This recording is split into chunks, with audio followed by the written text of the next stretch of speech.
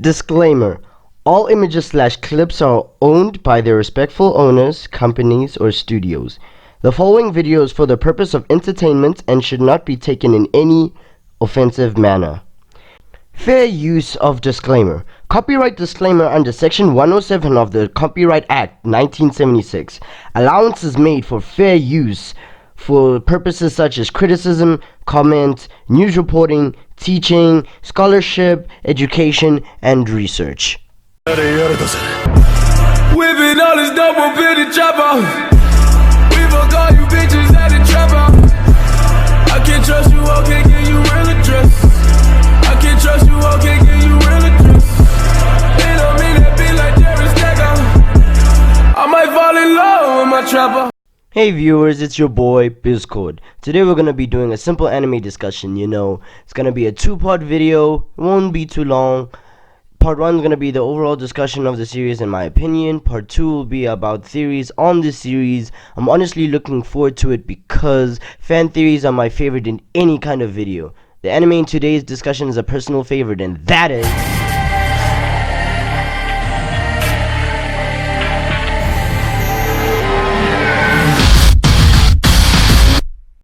if you're a fan like me, you'd recognize the opening. That's right, if you guessed that today's anime is gonna be about ReZero, then congratulations, you know how to read the title of the video.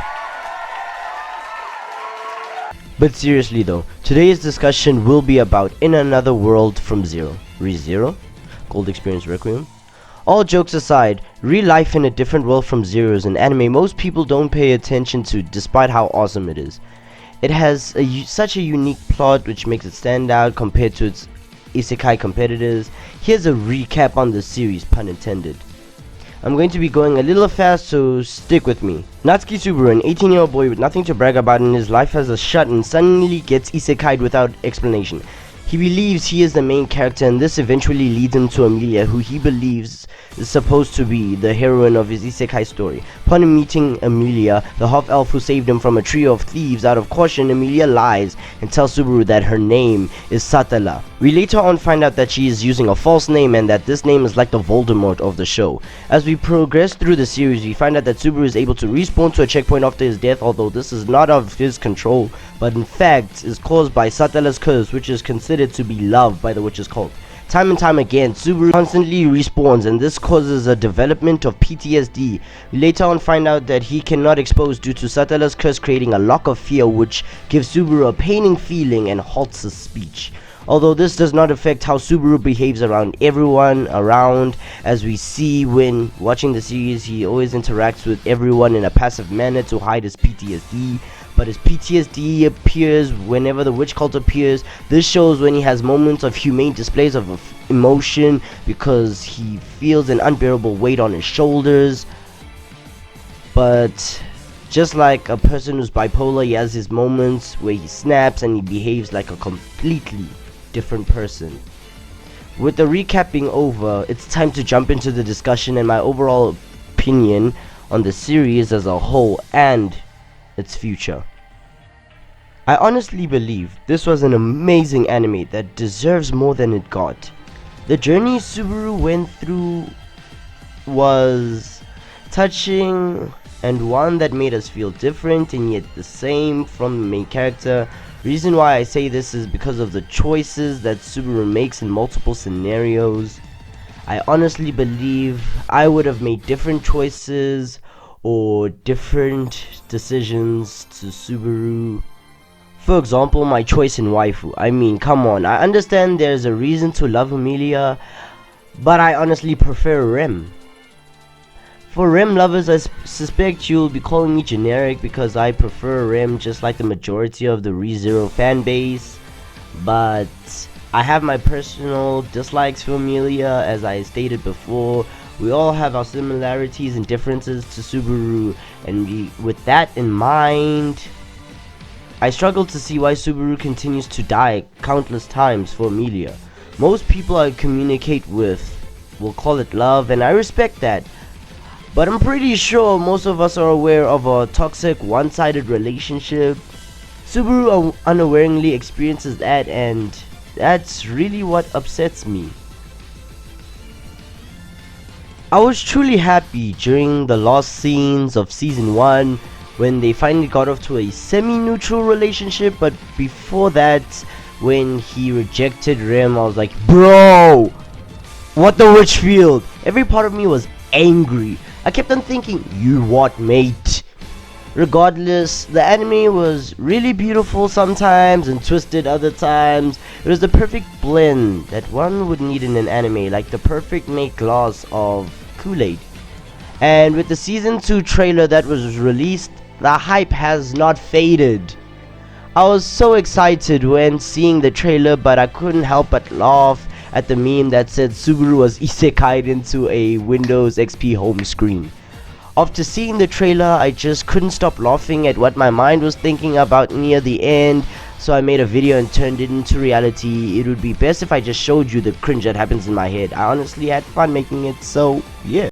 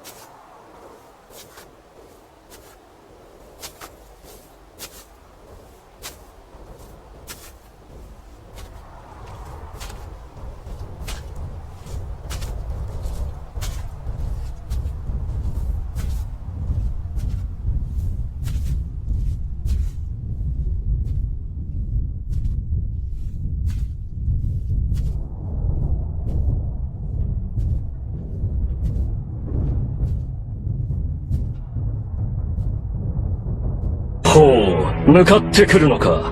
逃げずにこのディオに近づいてくるのか。近づかなきゃてめえをぶちのめせないんだな。ほほう。では十分近づくがよい。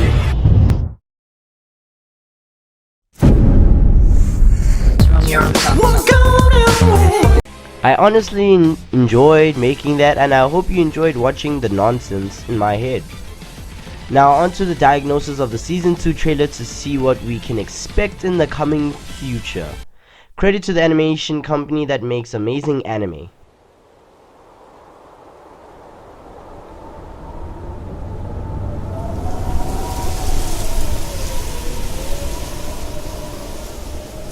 Beautiful skies, so peaceful.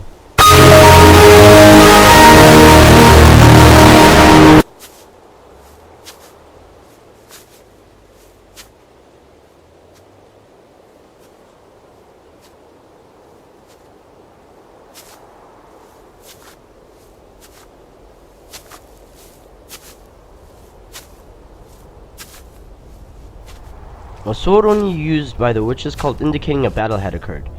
We see the corpse that belonged to one of the chibi furry siblings. We also see the body of Otto the carriage rider. On the left we see the corpse of Roswell, and the maid I assume only appears in the manga. On the right we see the corpses of Ram and Krush.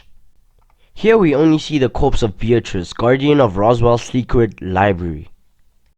Here we see the corpses of the two waifus. Rem and Amelia fans must be triggered at this point.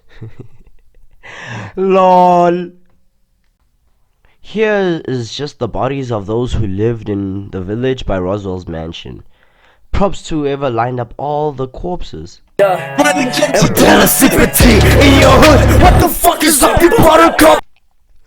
is giving Satella the look I honestly give my bro when he eats the food I left in the fridge. Now I see why the witches cult wanted Satella's love. She's beautiful, although she's pale. Nice outfit though. See, I would translate, but I'm still learning Japanese, so sorry. All I can read is I see, and then the rest is Sore ga kimi no.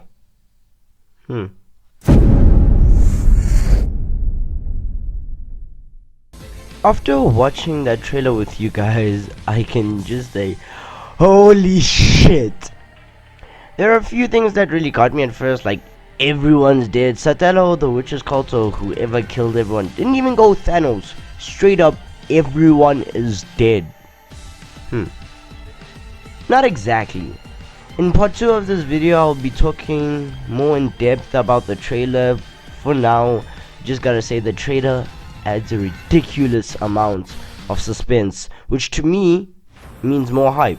In all honesty, I like how Satella looks. She looks so nice. She is depicted so differently in the books. She's shown to look like some Satan spawn with sharp ears and fangs, but she doesn't even have pointy ears despite being a half elf. She looks completely harmless. Love her eyes, by the way. In all honesty, I assume she would look something like this, mainly because I have this poster up my wall. Her appearance being different and yet similar to what we imagine makes me happy, because a little excitement comes from disappointment. It's time I end this video off, but before I go and jump on to part 2, I will give my last few opinions on the anime. Priscilla, I love your fashion choice and your body, but I really hate your personality. Traps aren't gay. This has been Bizcord signing out for now.